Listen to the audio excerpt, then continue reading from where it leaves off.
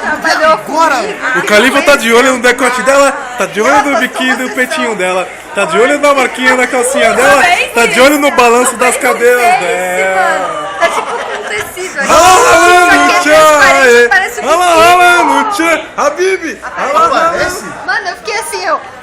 Eu não acredito. Isso é um bico! Isso é um bico! Eu tenho um igual! Eu tenho certeza que I have... É nóis.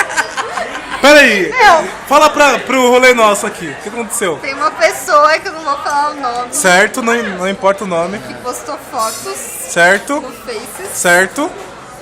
e o negro conhece. Esse é o Leandro Negro, te apresenta. O meu nome é Leandro Negro, eu conheço essa Você mulher conhece que a essa Bia pessoa? tá falando. ele fala o nome. E ele vai entrar pra ver, porque ele não viu as fotos aí. A Natália conhece? A Natália conhece? Não. Misty? Só que Não vai no conheço. NDZL, moleque, você não vai. Fala um oi pra mim. Ah, é.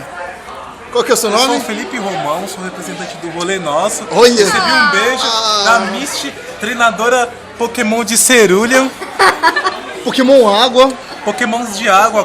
Continua a história. Então tem os pokémons que a Heloísa não consegue passar informação. Tem os Pokémons que a Juliana não quer sambar, né? Samba Juliana, samba Juliana, samba Juliana, samba. E a Juliana não quer sambar. Mas prossiga o babado. Como era o nome do pokémon impronunciável? Qual deles? Que a Elo não sabe falar. Pidioto. Pidioto. Pidjar! Pidjar! É o Pidjar! É aquele pidioto. É o Pidjar! É o Pidjar. Piran! É o Piran! Piran!